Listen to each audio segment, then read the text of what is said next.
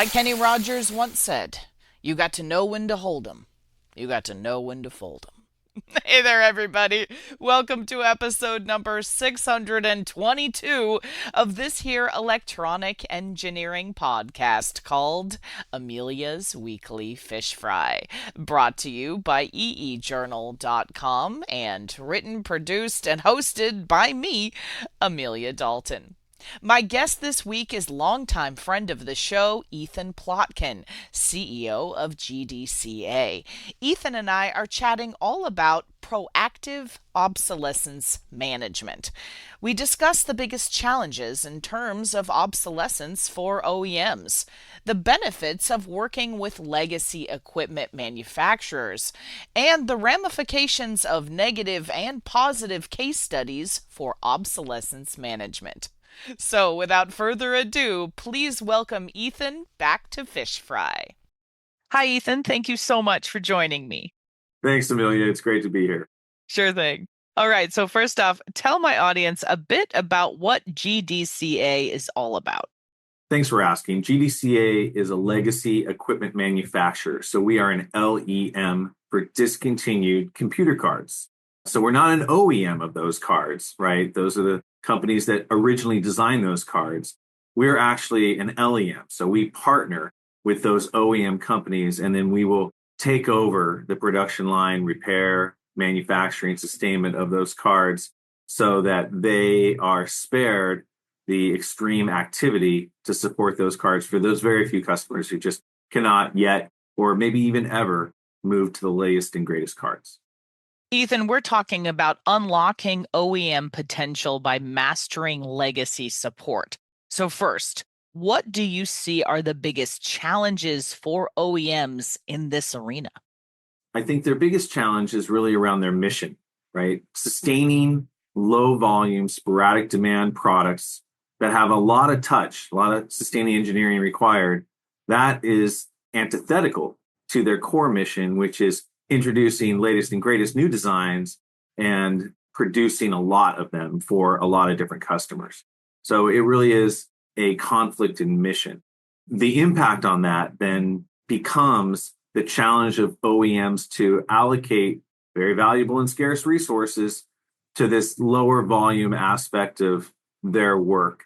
And that then creates bottlenecks on orders having to do with legacy systems.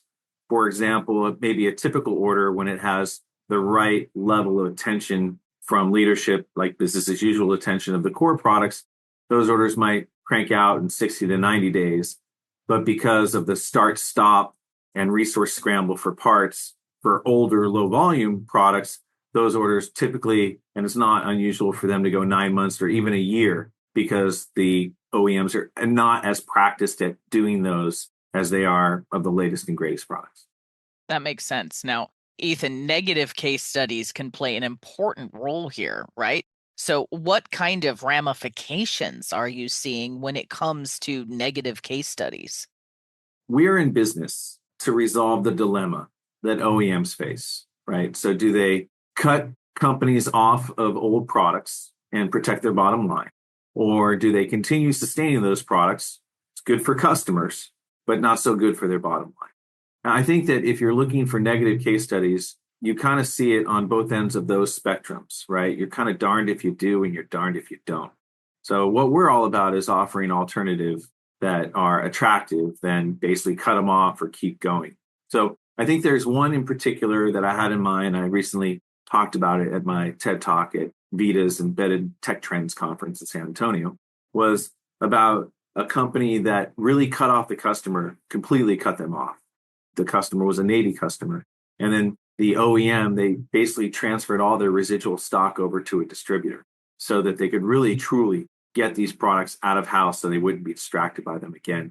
The distributor, in the end, really charged a high premium with the intention, I think, of really forcing the customer into a large last time buy. The Navy customer really didn't see this as a solution at all. So they did ultimately what the OEM wanted them to do, which was do a tech refresh.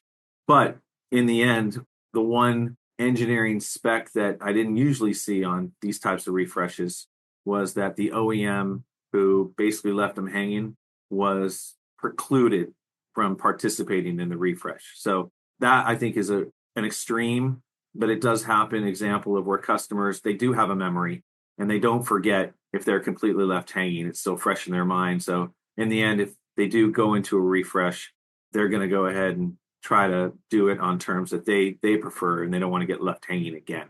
But I think that would be a really typical situation that we see. And then kind of to overegg it on the other end of the spectrum, when OEMs continue doing parts. I was talking to an OEM just before the end of the year, and they were doing a very low volume part that they used to do routinely, but this was like the first order that they had done in about 2 years. And they had yield problems because they had to change to a different contract manufacturer because it had been 2 years since the CM had done the last one. And so for that new CM, it was a completely first time build. And so there was a whole host of brand new problems. And because they didn't necessarily have the advanced troubleshooting capabilities in-house, because they didn't usually need to troubleshoot boards at this level, they really had a very, very low yield. And 10 months later, they were still troubleshooting those products. And hence they were having a conversation with us about how they might avoid that happening again. So those are, I think, two ends of the extreme. And you see all that stuff in the middle where customers kind of end of life, but then they change their mind and they decide we're going to go ahead and support it anyway. And so it's kind of the worst of both worlds. Not only did they upset customers in the first place, but then in the end, to keep the customer happy, they're going to go ahead and undermine the resources and that good decision they made in the first place. So on the other side, do you have an example of a positive case study you can share? Yeah, I think a really positive one is this is another Navy program. And I'm big on defense right now just because they're such a good customer in the sense that it's a fit for our skills. They need a lot of old gear. So there's one program, IWS 12. This is the NATO Sea Sparrow missile system. And they have restarted, I think we're up to 8 new production lines from 5 different OEMs. And so they originally had the prime supporting their system, but as soon as they went organic, they found that a lot of the parts that they now needed to order from the supply chain were discontinued and obsolete. And that is where they called us because we were already supplying an obsolete board to them since probably 2008.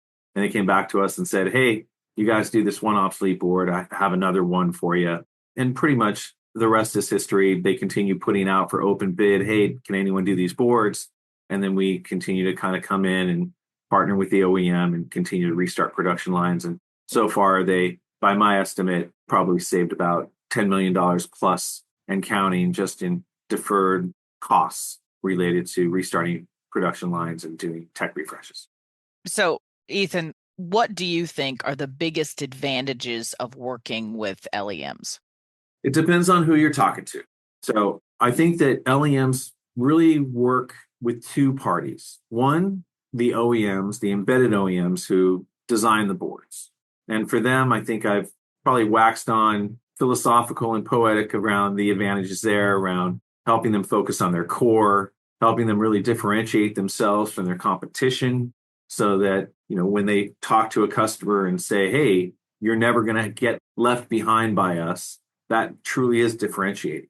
And then, of course, finally, it's that saving of distraction and keeping their resources really focused and not having to scramble. So on the OEM side, resolving that dilemma is really the main advantage and all the benefits.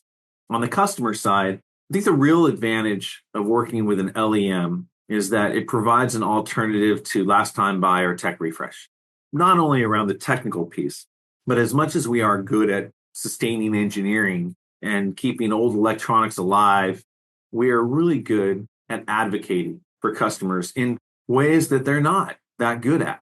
A lot of times when a customer goes to an OEM and asks for a part and the OEM says, sorry, it's discontinued, that's a lot of times a dead end for a customer. But I think LEMs, legacy equipment manufacturers, can be really good guides to advocate for customers. And sometimes even the OEMs themselves, now that they really understand the full picture and are speaking to another industry person who understands their pain, the OEM's pain, they can sometimes restart the line themselves because now they understand a little bit more about the customer's needs, or they can even feel more comfortable about sharing technical data and know-how with an LEM so that they can basically abdicate responsibility in a good way for sustaining these old, problematic, low profit designs. So, Ethan, let's also talk about legacy support. What do you think the long-term benefits are here? I'm going to talk about defense and industry. So, for defense, the long term benefits are to the American people and our allies. The reality is that with $800 billion in the defense budget, there is, and it's no kidding, not enough money in that budget for every weapon system to upgrade in pace and lockstep with electronics obsolescence. There's just not enough money. I mean, you look at that $800 billion, and a huge amount of money is just for operations, like 60+%, as much as 70%, I've heard. So that only leaves 30% of 800 billion, which still is about $240 billion. You would think that's a lot of money, and it certainly is. But when you add up all of the defense systems and all of the electronics obsolescence, that's not enough for them to upgrade all of them. So I think there's huge benefits to stretch our tax dollar a little bit farther and bridge until defense systems are in line and it's their rightful time to do a tech refresh. And usually you want those refreshes to be around capability enhancements, not just obsolescence overcoming. So that's on the defense side. On the commercial side, I think the benefits are straight up money. So when an application OEM, so somebody who uses an embedded board to make a baggage scanner at an airport, or let's say it's some sort of controller for commercial mining operations, or heck, even an amusement park ride. A lot of these applications, they really are safety certified applications. And for them to do a technology refresh in the face of a situation where you have a great workhorse application, you just want it to keep producing and keep going so you can keep your business going. It really doesn't make a lot of sense to slow everything down and then do a tech refresh. So in a lot of ways, what we can do in that situation is just help them keep working on what they want to work on and reduce the risk of distractions from these unforeseen or unplanned obsolescence events.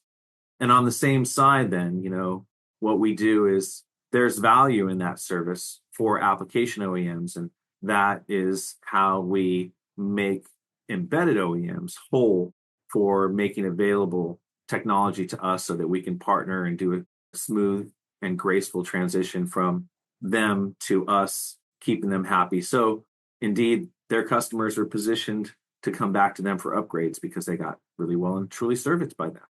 So, Ethan, you got a fun wine-related off the cuff to throw my way. So, give me the details.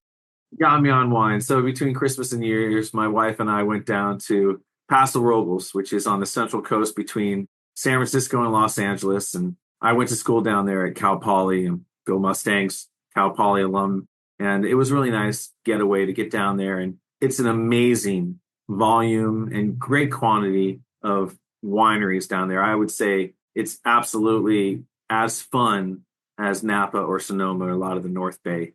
And there's a lot of really fun gems down there. So for anybody, and I don't own stock, but for anybody who wants to hit the Central Coast and do some great wine tasting, I would heartily recommend Paso Robles in that coastal area around San Luis Obispo and Morro Bay. Plus Hearst Castle is up there, which is always a fun trip. Oh, yeah, that's super cool. Awesome. Well, as always, thank you so much for joining me, Ethan. Thank you, Amelia. It's been a pleasure. Well, that's all I've got for this week's Fish Fry. If you'd like even more information about Ethan Plotkin or GDCA, I've included a couple links below the player on this week's Fish Fryin' page on eejournal.com and in the description for this week's YouTube episode as well. Hey, have you checked out EE Journal on social media yet? Well, you should. You can find us at facebook.com/EE Journal. If LinkedIn is more your thing, I dig it. You can follow me or us on LinkedIn as well. And we are also on Blue Sky Social and Mastodon too. And we have a YouTube channel, youtube.com/EEJournal. Folks, it is chock full of all kinds of techie videos, including our very popular Chalk Talk webcast series, hosted by me, and our new animated series called Libby's Lab. And of course, you can subscribe to our EE Journal YouTube channel as well. Also, make sure that you subscribe to this here podcast on Spotify, Podbean, Apple Podcasts, YouTube, or just about any other podcasting platform to listen to some exciting upcoming episodes. Thank you everyone for tuning in. If you know of any cool new technology or heck you just want to chat, shoot me a line at Amelia, that's Amelia, at eejournal.com, or post a comment on our forums on EE Journal. For the week of March 7th, 2025, I'm Amelia Dalton, and you've been fried.